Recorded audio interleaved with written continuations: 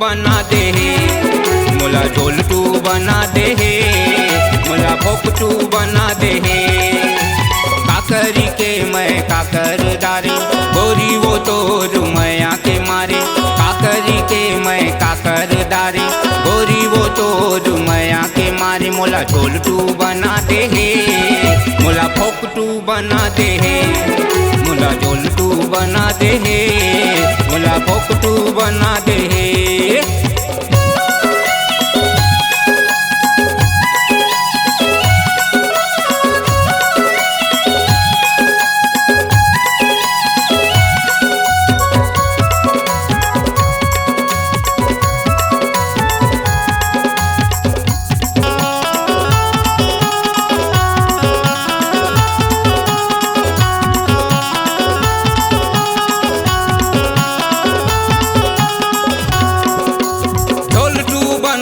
मोला गोरी फोकटू बनाए वो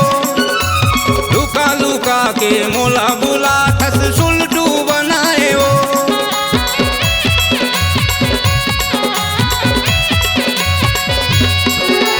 झोलटू बनाए मोला गोरी फोकटू बनाए वो लुका लुका के मोला बुला ठस सुलटू बनाए वो झोलटू बनाए वो मोला फोकटू बनाए ना झोलटू बनाए वो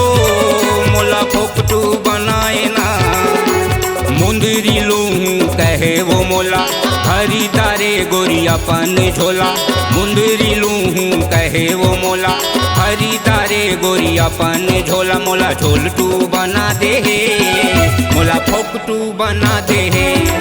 मोला झोलटू बना दे मोला फोकटू बना दे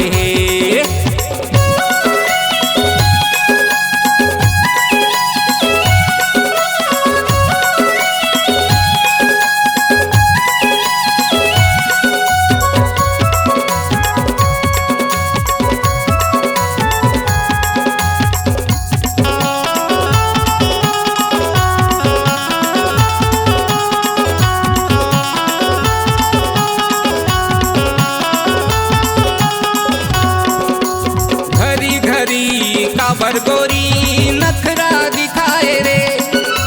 खरसिया माँ मोला बुला के खर्चा कराए रे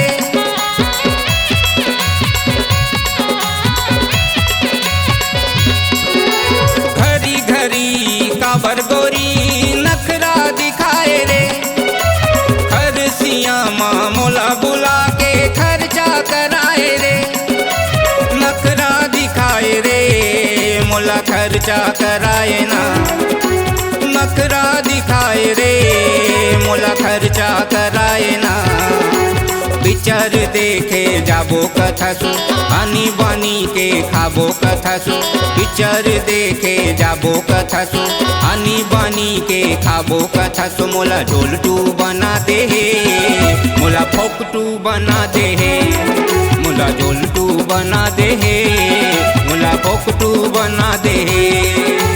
काकरी के मैं काकर दारी गोरी वो तो रुमया के मारे काकरी के मैं काकर दारी गोरी वो तो रुमया के मारे मोला झोलटू बना दे मोला फोकटू बना दे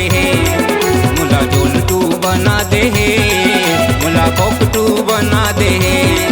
मोला झोलटू बना दे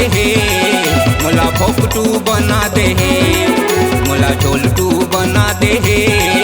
मोला फोकटू बना दे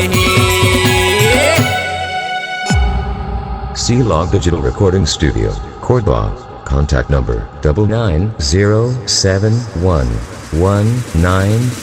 99071192115.